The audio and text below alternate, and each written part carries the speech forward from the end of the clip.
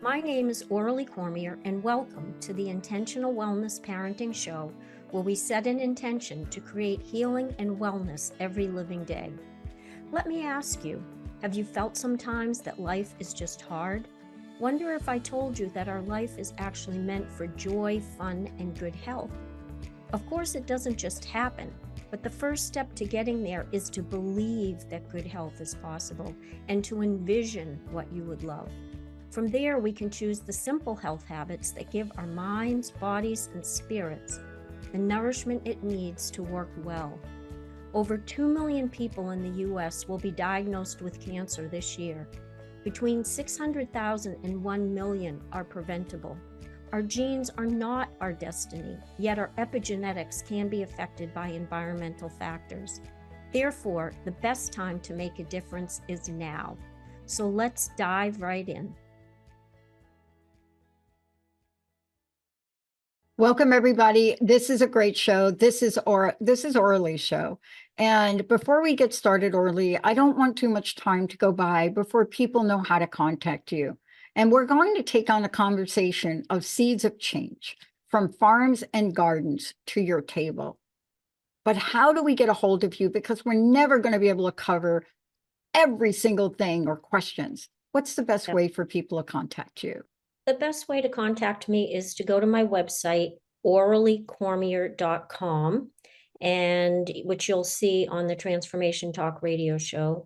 And then from there, there's menus up at the top. Go to the Work With Me page and try to get a sense of what is it that I can help you with, and answer 3 questions, and then put your request in as what I can help you with. And there's a calendar right there. You can book yourself for an appointment.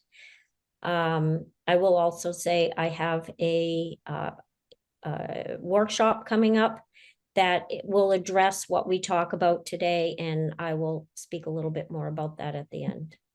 Well, I want to get right into it. And this is April. It's the month of spring. We're doing so much. I even was gardening. Hello for that.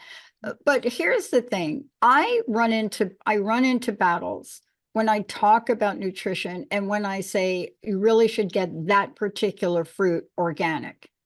And then you get a story. But here we are. How important is nutrition to our health?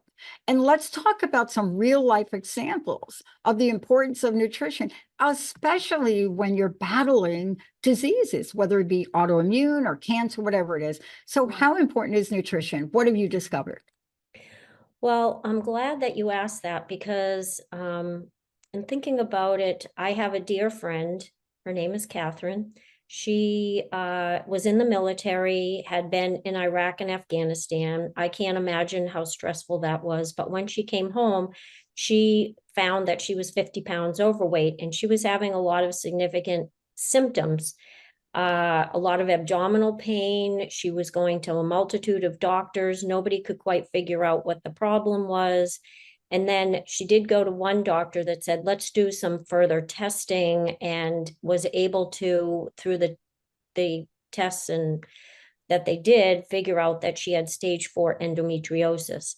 This was a shock to her and her husband, to say the least. She was 27 years old. She and her husband were trying to get pregnant at the time, and the doctor was recommending a hysterectomy because her symptoms were so severe. They were incapacitating to her. Even though this is not what she wanted, she knew that she couldn't deal with these symptoms anymore, so she agreed. The doctor's schedule was really busy. The surgery was booked out for a couple of months, and her mom called her and said, look, Catherine, can I encourage you or suggest to you that you go see a really good nutritionist to see if they might be able to help you. And, so she took her mom's advice. She did go to a nutritionist who recommended a plant-based diet for her.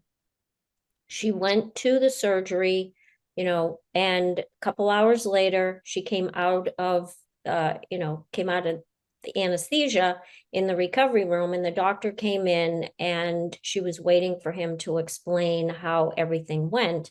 And he said, look, I have some good news for you. We did not see the level of endometriosis that we saw previously, so I didn't need to do the hysterectomy.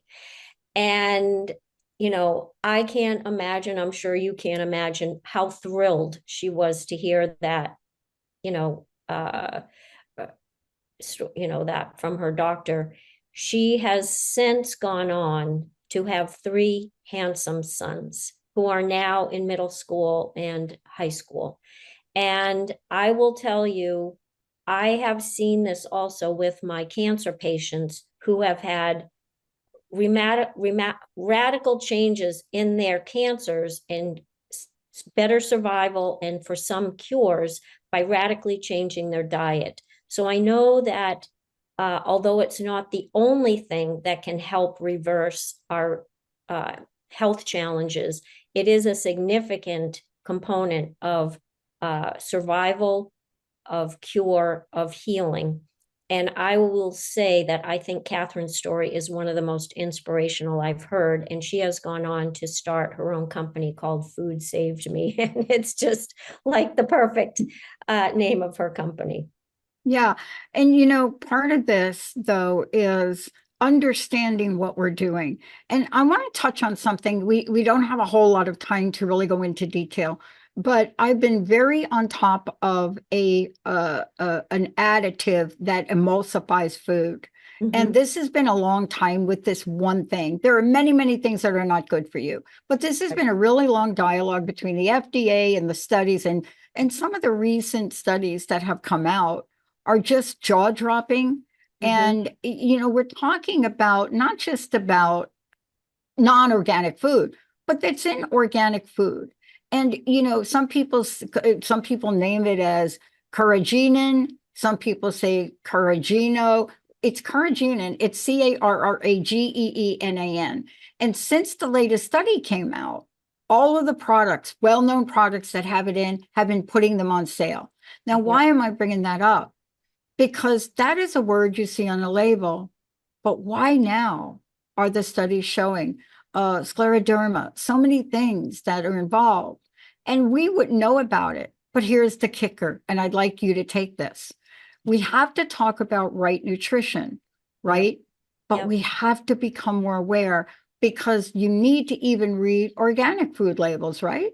Mm-hmm. Yep. Just because it says organic doesn't mean it is. There's a better probability it is. But if you can't pronounce the ingredients in it, you can pretty much bet that it's something manufactured. And we do have 86,000 chemicals in our environment that only 600 have been tested. And they 85,000 more have not been tested. So we what I would say is you are safer when you are eating real food and things that you can pronounce and things that you can grow in a garden or fish out of a pond or the ocean.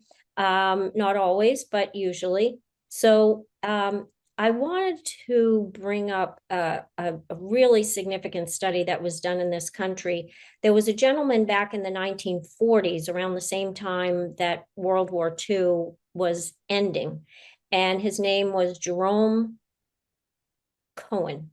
And he decided that, he was a very wealthy businessman, but he had a lot of heart problems.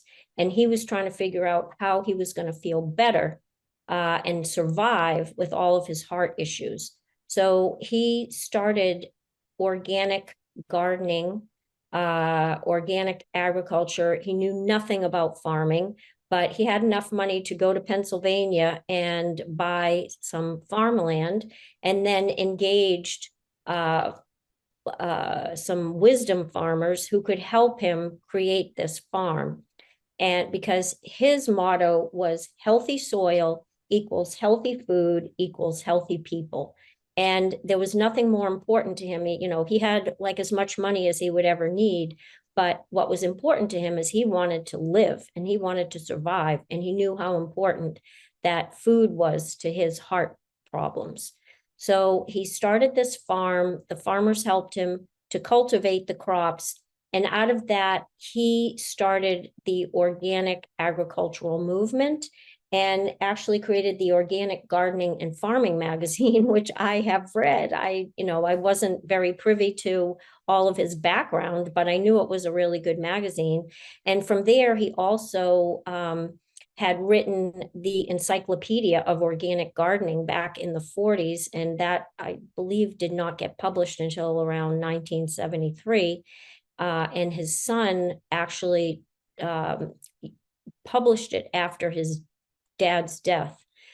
His son was Robert, and his dad died in 71, and Robert continued his dad's legacy of this organic agricultural movement, but he took it to the next step and a higher level. So in 1981, he started doing a lot of research on the difference between our traditional farming system and an organic agricultural system, which he then renamed organic regenerative agriculture. And in the beginning, I had no idea what that meant. What is organic regenerative agriculture? But basically what it was is he felt that even organic, we had to constantly improve on it based on the research that they were getting. So the Rodale Institute was founded and started doing this research on the difference between traditional farming with a lot of the chemicals that we were using post World War II, and the GMO seeds that were also discovered and developed, and then traditional organic agricultural farming. And the exciting news is that after 40 years, they have a lot of data to show the difference. And I'd like to share that with our audience now, because it's really exciting what they found. Yeah, please do. Yeah. So with traditional farming, so the way that they set up this study is they have their flagship farm is in Kutztown, Pennsylvania. If you haven't been there, you want to put it on your bucket list. It's a fabulous place, and they are so dedicated. They are, some of them are PhDs, some of them are MDs, a lot of people just dedicated to gardening and farming. But they looked at the difference between traditional farming and including the GMO seeds and crops versus organic regenerative agriculture. Is there a difference in the nutrient density of the soil versus in the traditional versus organic? Is there a difference in the nutrient density of the vegetables and the fruits in those two systems? And there are actually a couple of different systems within traditional farming. A lot of the crops in the Midwest are single crops. They're either corn on one farm, there's soy on another, it may be sugar beets. It turns out 50% of all the sugar in the United States is made from GMO sugar beets. They have canola, GMO canola, and then there's cotton, which obviously we don't eat, but that's their other GMO crop.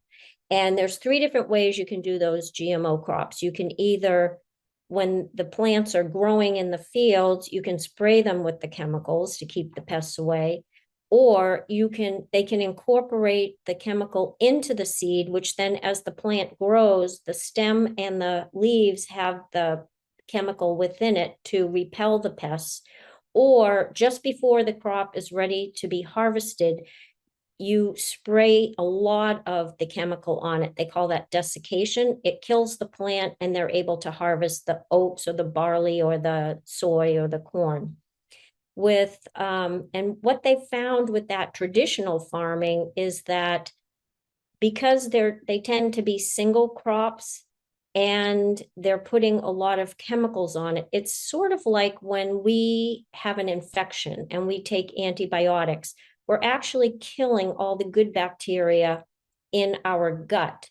And when you kill the good bacteria, then the bad bacteria have an opportunity to grow. And then our gut is not as healthy, which means the rest of our body is not as healthy. It's the same with the soil. There's a lot of worms and little organisms. There's nutrients in the soil which help to keep it healthier so things grow better. And so that the trees, the plants, the grass is greener, healthier. It can withstand, differences in the climate. So with these traditional farms, what they've found is that the nutrient density of the soil is less, as well as the nutrient density of the what's harvested, whether it's the corn, the soy. And in addition, what they're finding is, just lost my train of thought. Well, I got to tell you, they're not finding great things. Let's just be very clear. Right. What we're finding is there are other solutions, other Right. ways we can do things. And the Yep. question mark always remains, why aren't we doing it? But this begs another question. It begs the question, how does all of this information affect our population, affect people, and especially women? See, let's get to that, because this is really the takeaway. For me, I'm trying to juggle all of this new information now because I looked at my refrigerator and I'm throwing out yogurt and I'm throwing out cottage cheese, because why? There's just too much information coming out about this one emulsifier that Right. for somebody like me, a woman like me, I'm like, oh, I got to find something else. So take us home with this to say, how does this affect healthy aging? How does it affect the whole lifestyle of us? And please Right. don't forget to mention babies. Right, babies. So the one thought that I was trying to grapple with is that what they've also found is when you do traditional farming, the crops don't withstand climate change very well in terms of very dry conditions or overly wet and flood conditions. With the organic farming, the soil is healthier, the crops have more nutrient density to them, whether vegetables or fruits or grains. In this research that they're doing with the 9 centers that the Rodale Institute has around the country, and they have one in Italy. And in terms of the water quality is also better. So because you don't have the runoff from the traditional farms where the chemicals are then running into the rivers and the streams and getting into our sources of water. So that, you can see, could impact on women's health as well as the whole family's health. And in my line of work, I'm also looking at women in pregnancy, men and women, when women are pregnant, because what happens to the woman then can happen to the baby. And the baby is so much, the fetus in those early periods, that's when all the organs are developing. The template of all the body, the brain, are forming in those first 8 weeks. And then the individual components of the brain are forming during the second trimester. So a lot of these chemicals are either neurotoxins, which can affect the brain or the nerves in the body, or they are immunotoxins, which can affect your immune system and then set you up for things like cancer, or some metabolic condition like diabetes. We don't even know what we know, but we're finding out almost like, it's like a water faucet drip. That's how we're finding out. You ever have a water faucet? It drips. I did an experiment thanks to Carolyn Mace one day. She said, let your faucet just drip, one drip at a time, put your stopper in. And then when you wake up the next day, what do you get? So here's what I got, because I didn't have like an overflow thingy. I got up, my entire floor was wet. And what you're sharing here today is to help us all know that we have other choices, don't we? We do have other choices. And I do want to share that with the organic regenerative farming, there's nothing truly organic anymore because of wind and water. But when you have organic, you will have a healthier crop that then nourishes your body to make your body healthier. And there's 2 main ways that they can do this organic regenerative farming that impacts on the nutrient density. One is called legume-based organic farming, because legumes, I didn't realize this, they actually pull nitrogen from the air and push it into the soil. And when they do that, it's almost like a natural fertilizer that the plant is creating. And then they rotate these legume crops around the farm and put another crop, maybe broccoli in there, or spinach in there, or corn in there, organic, so that is a healthier crop. The soil is, they've found through the research Rodale has found, is more nutrient dense. The product that they harvest is either equal or more nutrient dense than in traditional farming. And the water quality is better. In terms of the workers, they're not being exposed to these chemicals, so their bodies are healthier too. And that's, really exciting. And then the food that we're eating, we're not getting those chemicals into our body. So these are things that I know that women are the health managers of the home. They know their bodies better than anybody. They know their children's bodies better than anyone. They know what their family history of cancer is. And so I give you this information so you can be empowered as a informed consumer to make choices which work for your own individual situation, along with your doctor that has your chart and knows your medical situation better, because there are alternatives to some of these things. Another type of organic farming they do is called manure-based organic farming. And that's when they partner with dairy farms and beef farms, so that as they rotate these legume crops around the farm, not only are they getting more nitrogen in the soil from the legumes that then they can rotate to another area of the farm and put a nice crop in there, but they're also composting the manure from the cows, and they're putting that into the soil. So it's almost like a double dip of getting more nutrient density in the soil. So they found is also healthier.